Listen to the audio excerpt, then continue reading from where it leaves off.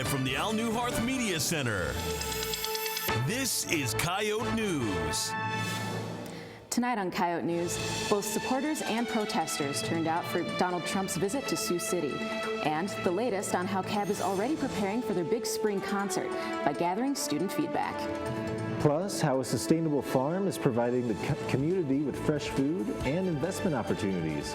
And the Coyote football team continues their winning streak. Good evening. I'm Jackie Hendry.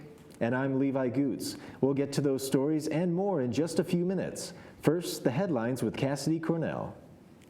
House Republicans have chosen Representative Paul Ryan to become the next Speaker of the House. The 9-term congressman still has to be elected Thursday in a public vote by the full House. If elected, Ryan will be one of the youngest speakers in history. A South Carolina sheriff's deputy has been fired after videos of him violently arresting a black female student in class went viral. The move to fire senior deputy Ben Fields comes less than a week after the incident happened at Spring Valley High School. Fields had been a school resource officer at the school for 7 years. An unmanned Army surveillance blimp has broken loose from its ground tether at a military base in Maryland. The structure is now drifting over central Pennsylvania as 2 Air Force fighter jets track it. The blimp's long tether snapped power lines, causing outages. Pentagon officials say the blimp is descending. And those are your headlines. Republican presidential candidate Donald Trump is continuing his race for the White House with a stop near Vermilion. Coyote News' Brandon Noel brings us the details of yesterday's rally at Sioux City West High School. With the presidential polls changing in the last couple of days, potential voters and community members waited anxiously to see Donald Trump. An estimated 3,000 voters are gathered here today at Sioux City West High School to see if Donald Trump can make America great again. Oh, I've listened to a lot of his talks, and he's a little harsh at times, but I think he says things the way he believes, and we're looking for someone that doesn't talk out of the side of their mouth. Trump volunteers were giving instructions on how Iowans can register to vote and encouraging people to take part in the February caucus. Many USD students made the short trip for the Donald Trump rally as well. I'm president of College Republicans, so we got a group to come down here this week to support Trump and really just the Republican Party. Trump spoke on issues including immigration reform, veterans, super PACs, and military. With Trump falling behind in several Iowa polls, he even took shots at the other Republican presidential candidates. I mean, they're like desperate people, but they hit. One of them has a 0 with an arrow pointing to the left. That means less than 0. Josh Jorgensen thinks Trump's business experience will make him a great president. Our economy is terrible right now. I really believe that we're 4 to 5 years away from something bad happening. I think he's a proven business leader. I think he's somebody who could get some things done in Washington. For Coyote News, I'm Brian Noel. I'm going to take care of our vets. The third Republican debate takes place tonight on the campus of the University of Colorado in Boulder. Improvements are being made to the security at residence halls across USD. Coyote News' Michael Guerin is live in the muck with Vice President and Dean of Students Kim Grieve to talk about the changes. Michael? Thanks, Levi. Yeah, we're live in the muck right now. The university is planning to add a couple new cameras outside of residence halls, including North Complex. And I'm joined by Dean Grieve here, who's going to explain a little bit about what's the reason for this. Yeah, so we'll be adding cameras for safety for our students. The University Police Department, does looks around to see what would be helpful and what areas maybe we could use the cameras, and then proposes that to me, and then I approve them. And is this a proactive or reactive approach to this? This is absolutely proactive. Yeah, and so there's been no incidents to trigger this. You just want to add an additional level of safety? That's exactly right. Okay. And so the Coyote Village has had cameras since it first started, but this will now be the second residence hall to get it. Are there plans to expand to other residence halls? Yes, we'll continue to look to make sure that all the areas on campus that need safety cameras will have them available. Okay, and we were just discussing, actually, a little off topic right now, but right outside the muck here, it started to snow. And you and I were talking about this. What are your thoughts on the first snowfall already here in October? I'm not quite ready, but I will be when it comes for sure. Okay, thank you very much, Dean Grieve. I'm Michael Guerin, live in the muck for Coyote News. Each spring, the Coyote Activities Board brings a headlining act to campus. As Coyote News' Mason Horacek reports, the group is already in the process of deciding who this performer will be. This year's spring concert has already gained a positive response. So far we've had just about 2,000 votes total for the survey, which is a lot better than in the past. Students have 10 artists to choose from this year. Music genres range from country, hip-hop, to EDM. CAB has been using social media to encourage student involvement. Roach says students can easily place their votes online. Oh, it's really easy. We shared 10 links for all 10 artists that you can vote for, and it's just a Survey Monkey, so you just click on the link, click vote, and then that's it. There are a variety of artists to choose from this year, but two in particular seem to stand out to the student body. I want G-Eazy to come to the CUSD to perform. It'd be awesome. I got a couple of his albums, and it'd be awesome to see him perform live. I want Lil Dicky to come to USD. I've seen a lot of live performances of his on YouTube, and I think he would be a really fun person to see live. I know a lot of people like G-Eazy. A lot of people have been talking about Lil Dicky, and then Somo and Andy Grammer have been people I've heard of, but as for number one, I'm not really sure. For Coyote News, I'm Mason Horacek. Roach says the artist for the spring concert will be announced next semester. Coming up after the break, families visit their students for USD's Family Weekend. Plus, a major specific internship fair aims to prepare students for their future careers. Stay with us. Fostering is when you take in an animal into your home and you take care of them until we can find them a permanent forever home. If you can find it in your heart to do it, it's rewarding. We do all the vetting, the neutering, the spaying, the medications. The Humane Society has lots and lots of great dogs and cats that can pull at your heartstrings and make you realize you got a little more to give. This is Coyote News. For most students, college is a time for them to leave home. But as Coyote News' Luke Bryant reports, this weekend, USD brought home back to the students with Family Weekend. Who really wants it over here? With the help of the university, families were able to attend activities like soccer, seeing a late-night movie, or just heading over to the muck for some games. Doug Wagner says the idea behind the weekend is to make families feel like they are more a part of the university. We like to make sure that families still feel connected to their student, as well as just helping them feel connected to the institution as well, because by their students selecting University of South Dakota, they selected us too. And this is my baby, my brand new. Family Weekend is a time for students to invite parents, siblings, or guardians to attend various activities off and on campus, like Muck Madness. With the Muck Madness in full attendance, families came to catch some late-night popcorn and play some bingo. In the end, a magician and a comedian racked in the largest attendance. Even though all these events were happening, a particular family was still looking forward to more throughout the weekend. I'm looking forward to the football game tomorrow. And I'm looking forward to spending time with all the kids. The university looks to repeat Family Weekend around October of each year. Wagner says that in February, siblings of students will be invited to attend a fun-filled weekend. For Coyote News, I'm Luke Bryant.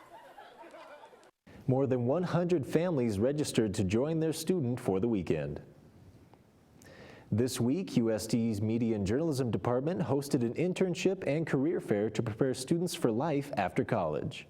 More than 30 businesses came to Vermilion on Monday to show what they have to offer. Students from journalism, strategic communications, and other majors attended to learn about employment opportunities in the area. Senior Kayla Dorhout says she attended the fair to meet potential employers and make important connections for when she applies for jobs.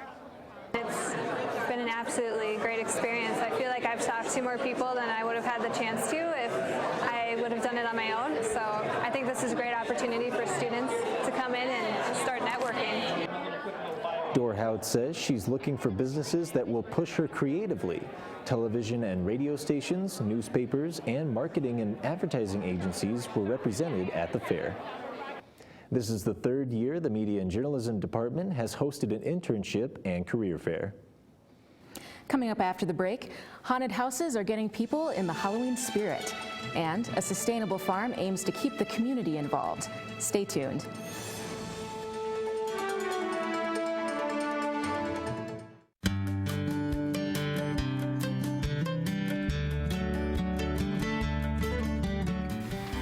Latino Student Organization is a all-inclusive student organization that focuses on bringing in Latino culture to University of South Dakota.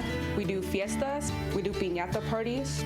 We also just hold potlucks where we cook and we just share Latino culture and food and just mingle. This is Coyote News. Halloween is just around the corner, and with the holiday comes the haunted houses. This weekend, Vermilion High School drama students hosted their 15th annual haunted house. This year, the students picked out a pirate theme. Theater director Mary Begley says she's happy to see students involved. The drama club kids that come up with a new theme every year, and then I basically have someone who volunteers for every room in the haunted house to be in charge of kind of the theatrical scares that go on in the house. The money raised from the haunted house goes towards the drama club and student scholarships. The drama club will host 2 more events later in the year. Pi Beta Phi and Lambda Chi Alpha also hosting a haunted house tonight and tomorrow at the Lambda House on Pine Street. On this week's Yote Report, Michaela Feldman takes us to a sustainable farm just outside of Vermilion that's keeping the community involved and fed. They're going back to the future. That's what Sam Heikes says is his model for bringing fresh produce right to people's fingertips. Heikes Family Farms, located about 1 mile northeast of Vermilion, is a community-supported agriculture farm. Farmer Sam Heikes says from a young age he was interested in farming. He says more people are concerned with who is growing their food and how it's being grown. We have kids from the university that come out here and work when they have time, and they work for fresh produce. So they get to select fresh produce and take it home and cook it, eat it. It's good. Community-supported agriculture, or CSA, is a term that has recently been gaining momentum. Heikes says CSAs are extremely popular on the east and west coasts. CSA consists of a community of individuals known as shareholders who pledge support to a farm operation. The farmland here at Heikes Farms has been a community farm for 4 years and offers a variety of fresh, nutritious, and locally grown produce. The 12.5-acre farm currently has between 100 and 120 shares. Shareholders support the farm by paying for a season's worth of produce up front.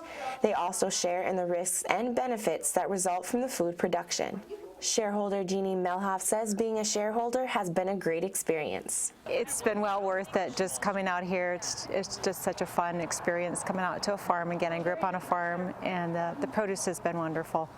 Alex says she came out to Heikes Farms to pick herself some pumpkins. A couple of small ones in a gourd. Heikes says a community-supported agriculture farm gives participants the opportunity to see where their food is coming from. For the Yote Report, I'm Michaela Feldman. On this week's Coyote blog, with Halloween just around the corner, Andy Hartman talks about her fear of horror movies. So the high point of this week is that Halloween is on Saturday, and I'm happy about it. Halloween is great, but there is a side effect to Halloween that's not so great. That side effect is the fact that pretty much every single new movie released in October is a horror movie. That's nice for some people, but not for me. I hate horror movies. I just can't watch them. I've never made it all the way through a horror movie, ever. Unless you count when my cousin made me watch Justin Bieber's Never Say Never documentary. But I wouldn't really count that because I spent a majority of that viewing trying not to throw up in my mouth. I once made it about half an hour into watching The Grudge with my friends, but then I chickened out, hid in the bathroom, and watched Toy Story on my computer for the rest of the time. So October is kind of sad for me when it comes to movies. But I guess not being able to go to the movie theater isn't that big of a deal for me. It's not like I can't sit in my room and watch any other movie ever made. There are other Halloween-themed movies that don't completely freak me out. Halloween Town is good. The Nightmare Before Christmas is great because it's socially acceptable to watch that movie during Halloween and Christmas season, which is pretty much half of the calendar year. Plus, every single Scooby-Doo movie is always a great go-to. I don't like horror movies, but I do appreciate the cool, scary costumes that people make for Halloween. I've seen some pretty good ones. Vampire costumes are kind of scary, zombies are pretty scary, but if you really want to be something scary for Halloween, dress up as the rising cost of college education. So I guess what I'm trying to say is that I enjoy the same aspects of Halloween that 8-year-olds enjoy, and that's awesome. For Coyote Blog, I'm Andy Hartman. Thanks, Andy.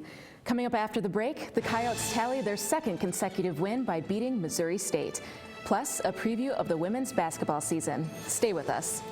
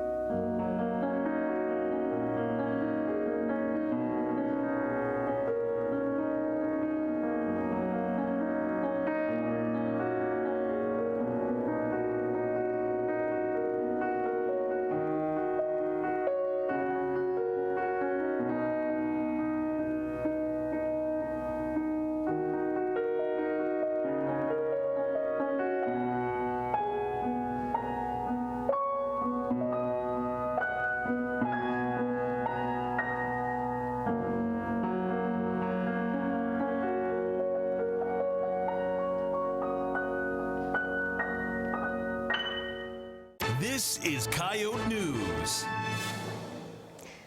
Tonight on Coyote Sports, the USD football team continues its winning streak. Plus, Coyote News' Sean Bauer is live with the Assistant Director of Activities to find out how intramural sports are going. I'm Erica Arpan. And I'm Anthony Gosh. We take an inside look at how the women's basketball team is preparing for its season. And in the Writers Report, Devin gives you his NBA season preview. But first, the headlines. Cassidy? Minnesota Gophers head football coach Jerry Kill retired early this morning, saying his epilepsy has become too draining for him to continue his job.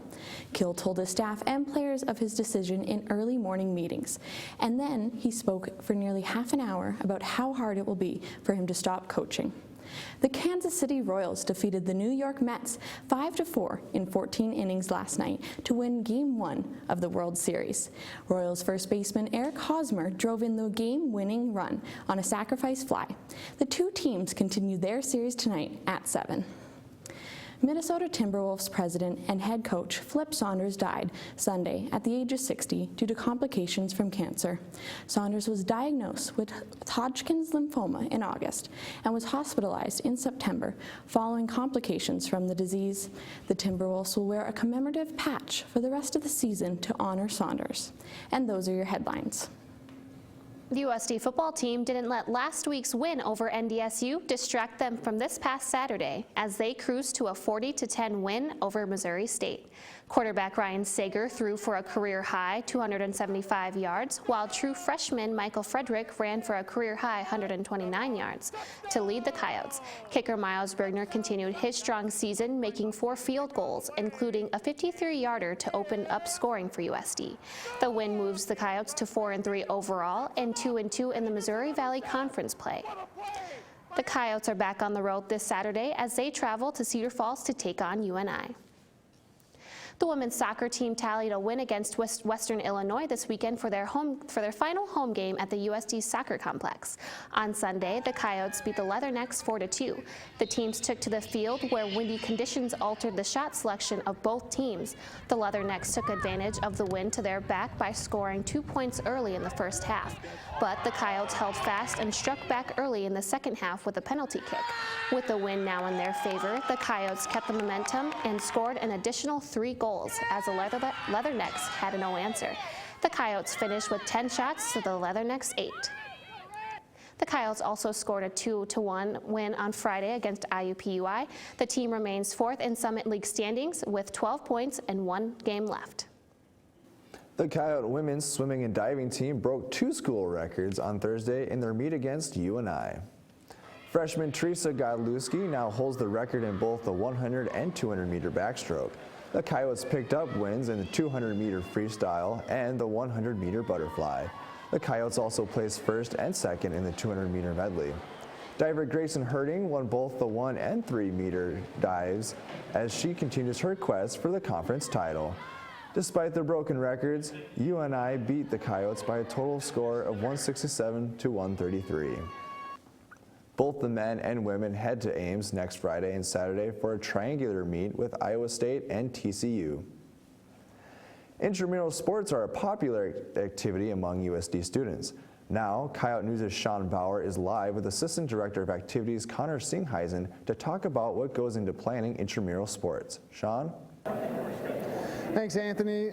The Flag Football Championships just completed last night, and other sports such as dodgeball and basketball started their seasons last night as well.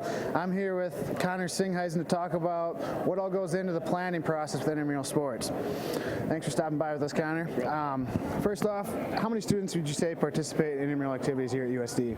At this point so far this year, we have about 1,400 participants in total. We're about 100 up from last year where we were at this point in time. Okay, and flag football and volleyball are the more popular sports. Other than those two, how many other sports do you guys offer here? We offer a calendar of about 45 different events throughout the course of the year. We try to spread it up roughly between 50-50 between the fall and spring semesters. Right now we've got co-rec basketball, dodgeball, and floor hockey going on. We also got a couple new events starting up here in about a couple weeks. You guys have any other newer sports that you guys are trying to implement, or certain events that students have wanted to be put in?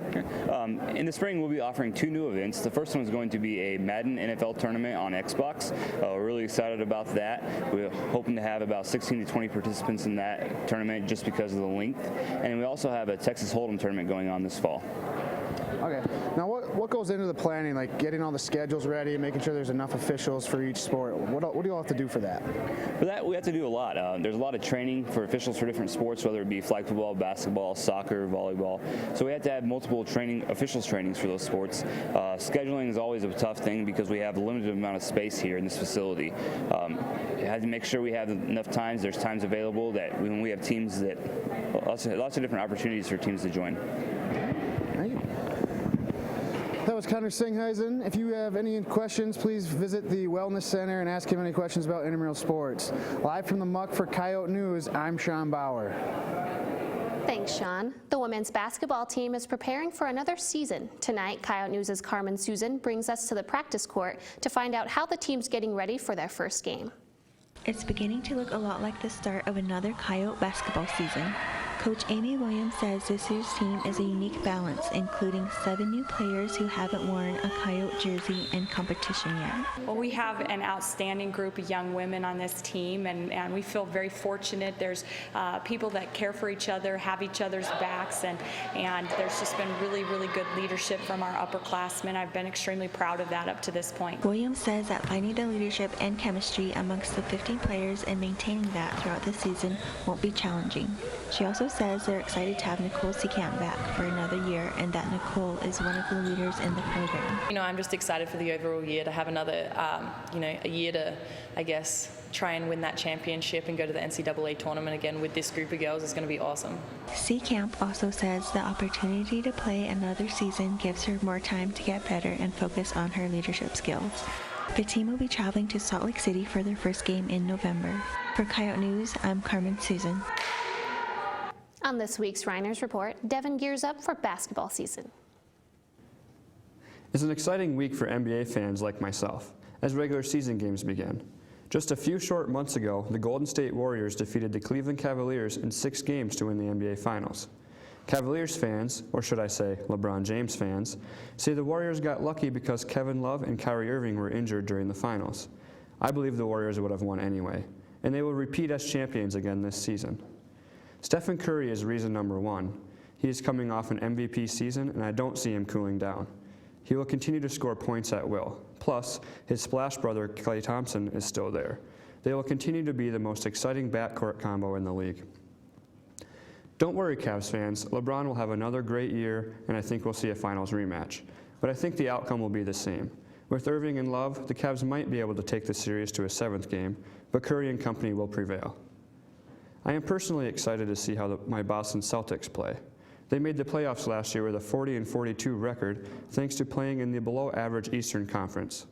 After signing David Lee and Amir Johnson and drafting exciting talent like Terry Rozier and Jordan Mickey, I believe the Celtics will improve on their win total. 48 wins and another playoff berth seem realistic. I'm more than excited for another 8 months of posterizing dunks and buzzer beaters. And that's the Reiner's Report. Thanks, Devin. Coming up next on this week's edition of Coyote Shorts, we take a look at the hard truth about talking to women. Stay with us.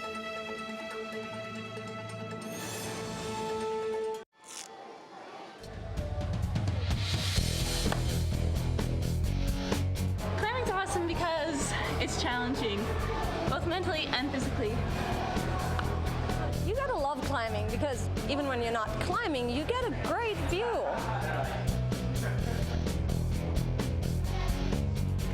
Climbing's great because I feel like Spider-Man.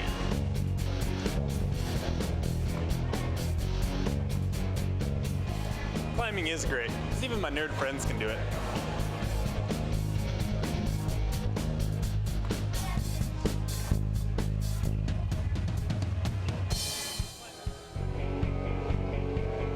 Climbing's awesome because there's always someone who has your back.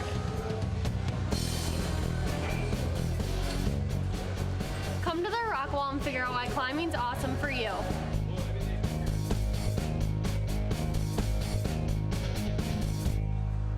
This is Coyote News. From vampires and witches to popular movie characters and fairies, students can expect to see a wide variety of costumes this weekend. On this week's Out and About, we asked students what they're dressing up as for Halloween. Superman, to be exact. I probably won't dress up. I'm going to be a superhero. Alex Trebek. I'm dressing up as King Kong for Halloween this year. I have to work, so I guess a CNA. I think we're doing drunk Care Bears. Not going to anything. I'm gonna be a black ninja. He's gonna be a red ninja. Dracula. Was Waldo last year because I look like him and I'm way too cheap to buy a new costume, so probably Waldo again. I have a friend named Pedro, so I think I'm gonna be Napoleon Dynamite. Bud Lightyear. And it's like Buzz Lightyear, but my wings will be like Bud Light cases. Shadow of Slenderman, which I know there's no such thing, but my buddy's going to Slenderman, and I was like, dude, I got a black morph suit. And he was like, all right. Well, what am I going to be? I don't know. We take a look at the apparent struggles of striking up a conversation with a female.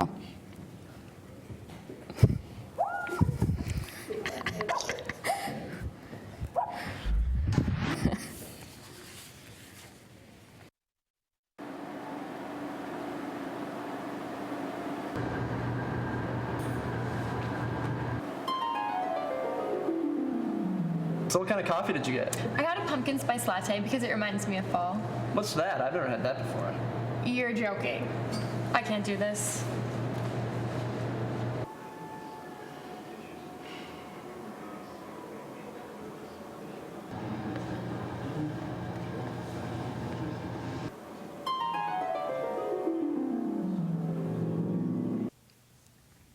Oh, this is my favorite song by Beyonce. I haven't heard her latest album. You don't know Queen Bey? I can't do this. Don't you want your headphones? Keep them.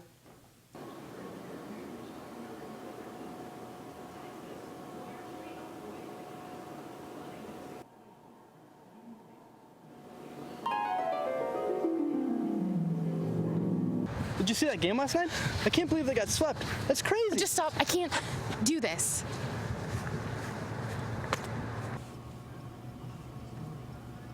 That was a good game.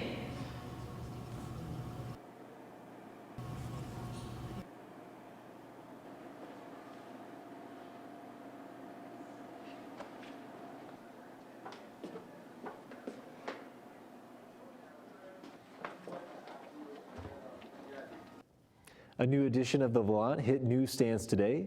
Pick up a copy to read about a free lending library in Vermilion.